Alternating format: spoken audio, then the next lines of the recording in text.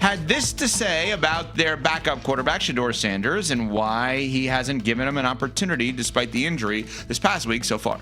He obviously came in Saturday with his back injury.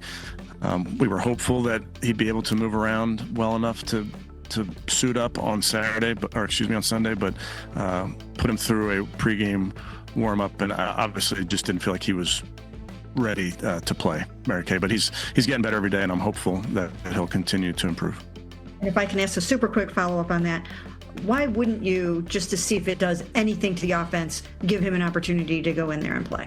Yeah, obviously my focus is where we are right now, Mary Kay. That's not my focus. What's going on? What's going on in Cleveland? Anybody have an explanation? I don't. Smalls? The way I interpreted it, they're not ready to move on from Dillon Gabriel. They don't think the sample size is large enough. They're going to continue to go with him. They don't think Shedeur is ready. That's a good answer. Did they give that answer? No. Why not? That seems like an unbelievably fair answer. Maybe not the one that the fans and media wants to hear, or those fans of Shedeur, right, in Colorado or anywhere else that want their star player to play. But that seems like an insanely fair answer. We picked a quarterback in the third round. We went to him early. 4 or 5 games is not enough of a sample size. We want to give him an opportunity to play, and we do not believe anyone else is ready to play. We may not like that answer, but that seems fair. And it's a definitive answer. Well, you said nobody else is ready to play. Are we sure Dillon Gabriel's ready to play based on what we've seen already? So what do you think is going on here? I have no idea, but I'm willing to see what's behind door number 3. I'm willing to make a change for change's sake. Because what I've gotten over the last 4 games with Dillon Gabriel is a guy that I have serious questions about whether or not he's an NFL quarterback. Seriously. So what does Kevin Stefanski want out of this? I don't know. I'm trying to figure out whether or not Kevin Stefanski wants to be the head coach of the Cleveland Browns. Because to continue to stay the course with Dillon Gabriel based on the body of work that we've gotten just doesn't make any sense to me. It's nonsensical. Dillon Gabriel is absolutely awful. I mean, you're talking about a quarterback that is small, he lacks escapability, and he's got a noodle arm. Not exactly the combination that you're looking for when it comes to trying to elevate your team. If we didn't have enough evidence, what he did on Sunday, the 2 turnovers in the third quarter, absolutely egregious. And then, oh, by the way, backed up in the end zone, you get an intentional grounding for a safety.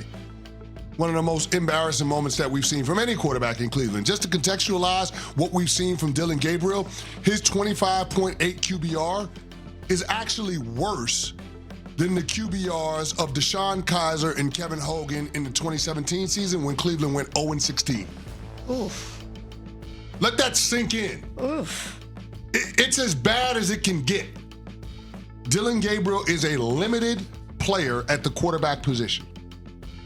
He puts a ceiling on whatever your offense is capable of doing. Not that the offense was lighting it up with Joe Flacco as the quarterback, but it's gotten worse with Dillon Gabriel as your guy.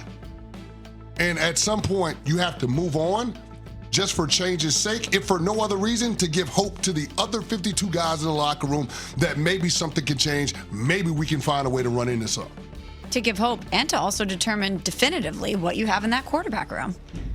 You're not turning the season around at this point, unfortunately. No. So isn't your best bet moving forward at some point to see what you have in Shedeur so that you are as informed as you can be heading into this year's draft? So today is Tuesday. Yes. We have our first spring training moment of the day for Camp Pride, CP3. Oh. What do we mean? Spring training Tuesdays, we refer to Canty getting ready for first take, and we have to point out when he uses stuff that's really for first take on this show to test it out. Cam is reporting that the Kevin Hogan Deshaun Kaiser comparison is really for first take and not this show. That's not true. Wow! 0 for 1 from true. Vegas East. That's not in the notes that I sent back to first take yesterday. I would add it. That's a very good note. No. It's a very good stat. I am going to add it. It's a very good stat. I would add it. That was for this show. Wow. That was for this Wait, show. Vegas so East, are we 0 the for major 1. leagues now? Yeah. Well, does it count if he then uses it later anyway? Yeah, no, it has to be prepped for that. If it's not in my Yeah, it first wasn't take prepped. notes, then it's not These were unsportsmanlike. No, wait a minute. Wait a minute. Spring training is working out the stuff for the regular season. So is he trying that here? I don't know. All right, He's gray trying area. a new batting stance. Gray area. I don't know. No, I'm going to give it to CC on this one. Okay. This was the stat So for unsportsmanlike that hit very well that he's now going to use for first take. Got it. Okay, let me go back to one thing. What's up? When you said Kevin Stefanski, I'm not even sure he wants to be the coach of the Cleveland Browns. What do you mean by that? I mean, I know that sounds clear, but I'd like you to elaborate on what that means. NFL, breaking news, ladies and gentlemen, there are only 32 of these jobs. Yeah. Voluntarily not wanting to have one of them only usually happens for someone that, like Andy Reid, if he's like, I'm good, I'm going to walk away. I don't need this anymore. I'm a first ballot Hall of Famer. Not Kevin Stefanski. Yeah, I don't think I'm breaking news when I say that I don't think everybody in the organization is on the same page in terms of what's happening around the quarterbacks, right? Because if they were, then we wouldn't have seen how clunky it was throughout the preseason, all of the inferences that they would keep 4 different quarterbacks on the active roster. Remember, they traded for Kenny Pickett only to trade him away at the end of the preseason. Shedeur Sanders as the backup quarterback a couple of weeks ago, officially after they moved on from Joe Flacco, only to not get any first-team reps in practice, knowing that he's one hit away from being in the game. It seems clunky. And so when I asked the question of whether or not Kevin Stefanski wants to be there, the context around it is the versus that is seemingly set up between the 2 rookie quarterbacks and who's most responsible for those guys being in their respective positions. When we had Mel Kiper on a few weeks ago, he said that the thought around the NFL was that Dillon Gabriel was Kevin Stefanski's guy and that Shedeur Sanders was Andrew Berry's guy.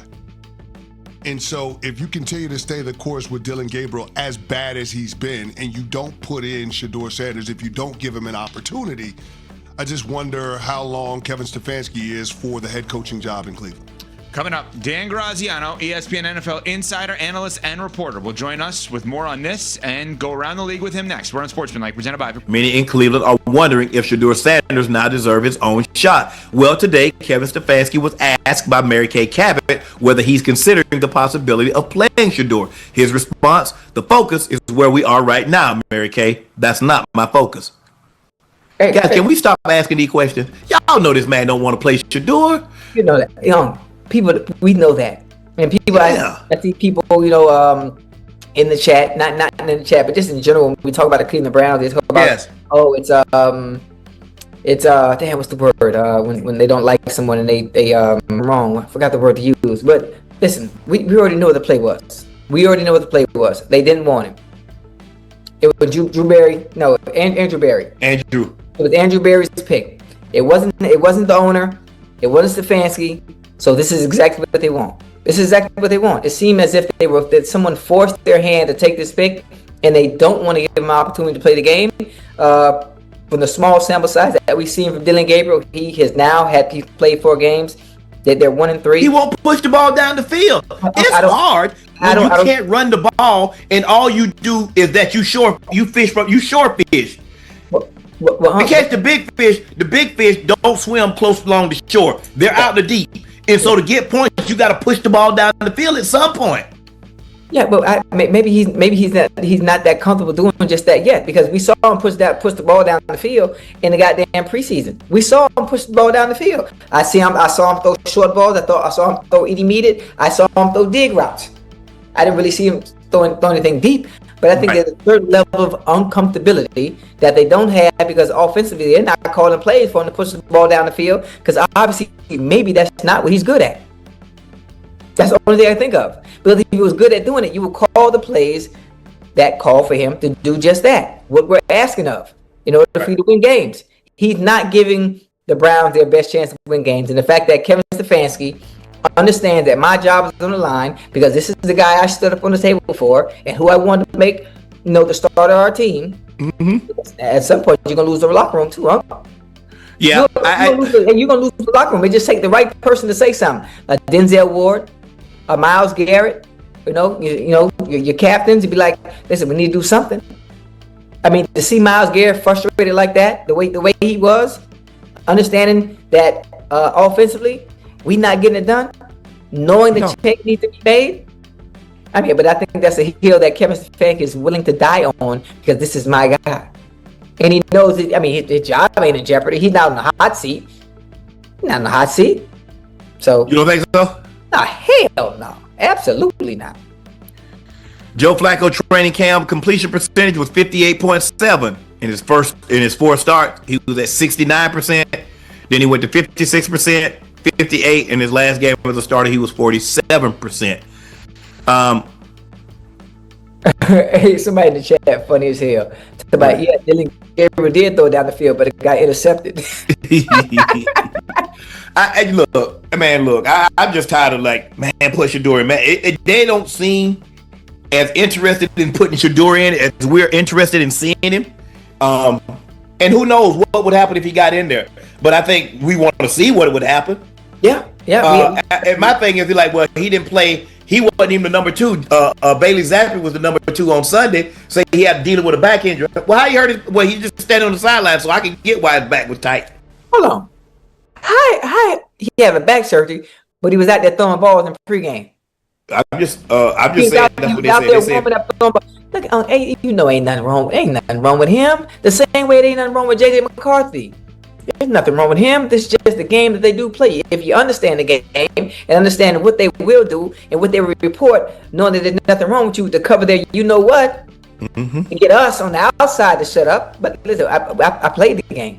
I understand some of the things that you will do when you don't really want a person to actually be in the game and contribute. You don't want to look wrong. You don't want to be wrong in the decisions that you've made. Of course you're not going to play him because you know he probably will go in there and succeed. Shedeur Sanders works and operates very well in a chaotic environment. And that's an environment that has been created for him because of who he is, and obviously also because they didn't want him.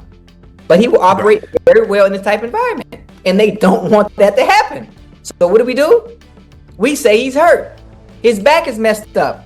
You tell the reporters, Kevin Stefanski says, hey, don't ask me. The focus is what it is right now.